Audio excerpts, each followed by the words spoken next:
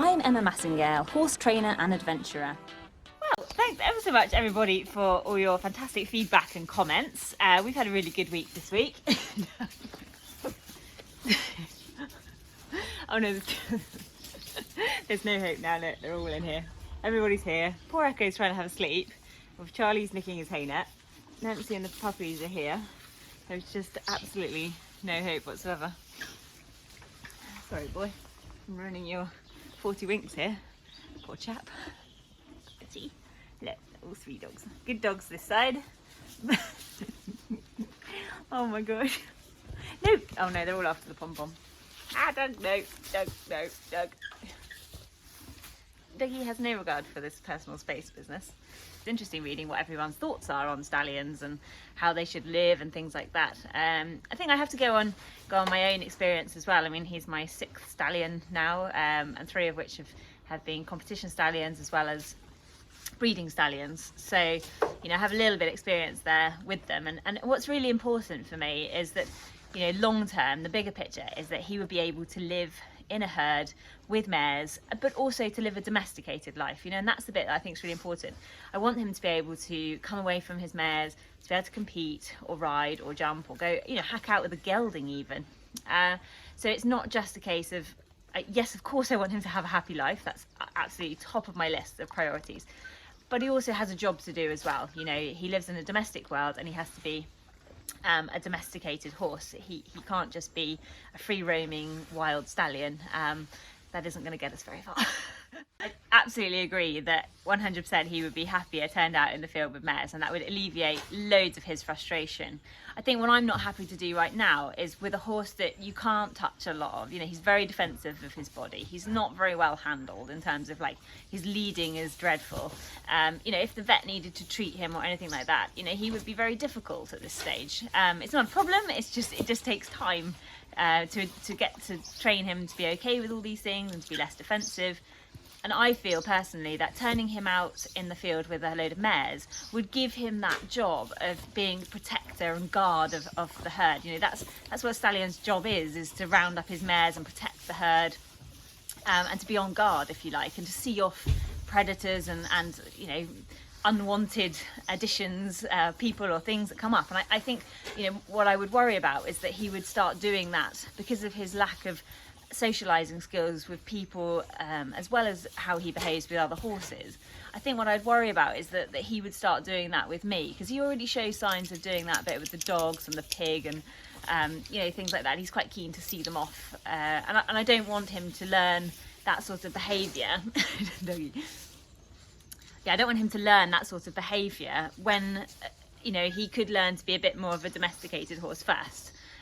Undoubtedly, yes, as a stallion, I would always want a stallion to live with mares and be happy and have foals and, you know, live a very natural life. But we do live in a domesticated world. You know, he is going to be a domesticated horse. It's not a case of just having a horse that you can enjoy through binoculars or a telephoto camera lens. I want him step away from the pom-pom dog. I really want him to be able to come away and be happy to hack out with geldings and travel in the lorry with other horses, and not to worry and feel anxious and uptight that he should be guarding his mares. So I think we have to be a little bit sort of careful and quite realistic, you know, about that. I'm still keeping an open mind, and we'll see how he goes. There were so many suggestions of who Oisin should go out in the field with. You know, that I should turn him out with geldings, I should turn him out with mares, that I should turn him out with the goats, I should turn him out with the donkey. Poor Charlie. Yeah, I should turn him out with X, Y, and Z. But I mean, from my point of view, and you know, bearing in mind that I'm the one that's here with him, so you know, I get to see what he's behaving like on a bigger scale, and the way he interacts with other animals and things. And you know, this isn't some scene from Jurassic Park where you just stake out some poor unsuspecting animal and let another animal come along and potentially risk hurting them. You know, I want to make sure that Oisin is well enough handled that he's safe. You know, he's safe for me to go and get him. Because what if I turned him out with them and I just let them get on with it? And he caused a massive injury. I mean, he could. And then I can't go and get him. I can't get him away from the other horse, or I can't get the other horse. You know, stallions are not playthings. He's not a toy. He's a very serious, raw animal, and I'm not trying to say he is more than he is or less than he is. I'm just trying to explain that all of my animals are very, very precious to me, and I love them all dearly, you know, they're my babies, and there is absolutely no way I shall be risking any of them, just to see if it makes Oisin a little bit happier. At the moment, I've just been trying to do normal sort of jobs with Oisin. So he's been, for example, he's been going up and down the field on the back of the quad bike, and this has been really enjoyable for him. I think, you know, I lead him around all the time, so it's kind of nice change, and he gets to have a little trot as well behind it. And it's just kind of breaking it up, and also I suppose it's desensitizing him to traffic, isn't it? So in the future, when he starts hacking out and things like that, you know, he's going to be totally fine with cars and things like that. So you can put all these things in there. I mean, I've also been just brushing him. I've been desensitizing him to the point that he'd be happy to wear a rug.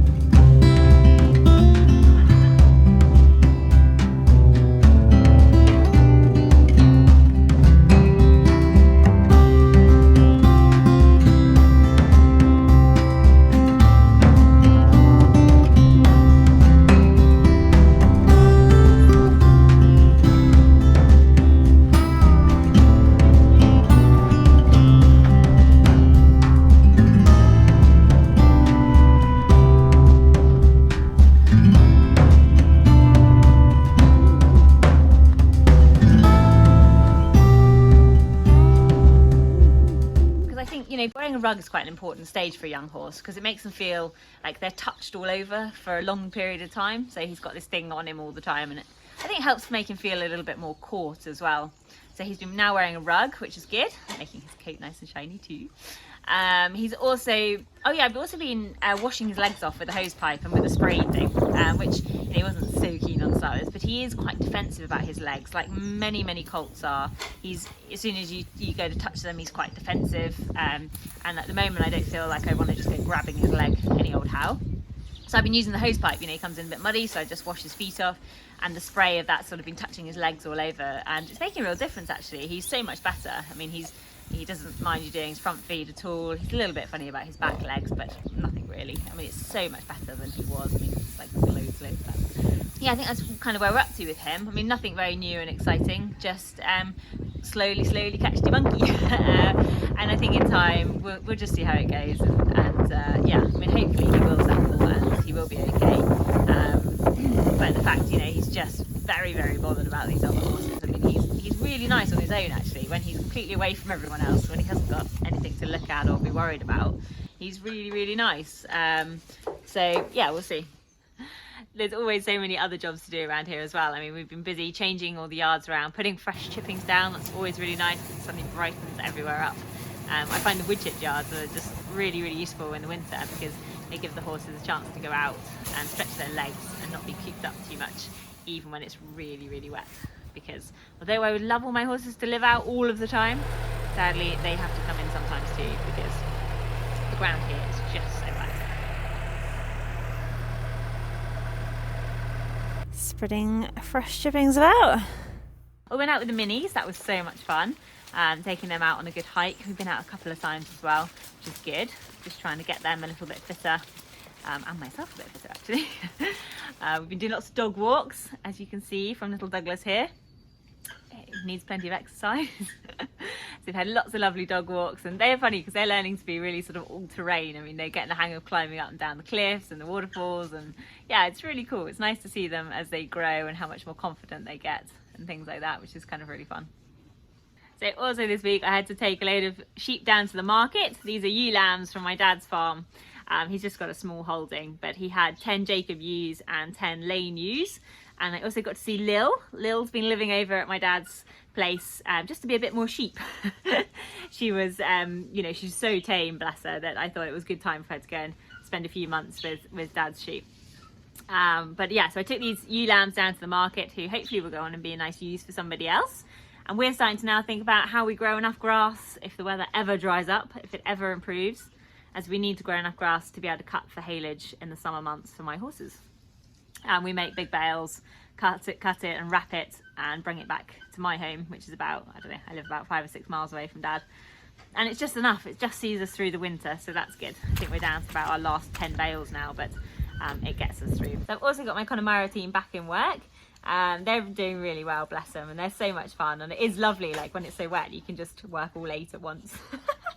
So I can get 8 exercise in one go, which is pretty cool. And I've been teaching them some new stuff at Liberty and enjoying just hacking them out. It takes quite a lot of work at this time of year because obviously we're just hacking, trying to get them fit as well as riding in the arena as well. But looking forward to taking them out and doing lots of adventures. I've got so many ideas. I spend the winter pondering over maps and looking at places I might like to go and things I might like to do, so I'm really excited about that. And we've also got some clinics coming up as well, which will be really great, and I use the Connemaras for one of the clinics. So we're just making sure that they know their job individually as well as a team, so that everybody who's on the clinic can get the most out of it. But it should be really good fun, and we're really looking forward to it.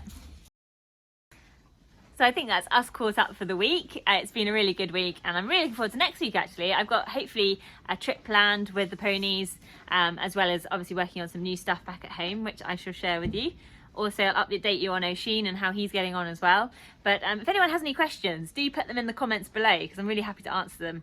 Maybe I'll do a question and answer video. So if you have any questions or you want to know anything about my life, my horses, any of the animals, bad dogs, then do whack the questions in the comments below and hopefully I can get to them for you. Thank you all ever so much for watching our videos, and if you enjoy them and want to see more of what we get up to, then do hit the subscribe button and follow along on our adventure.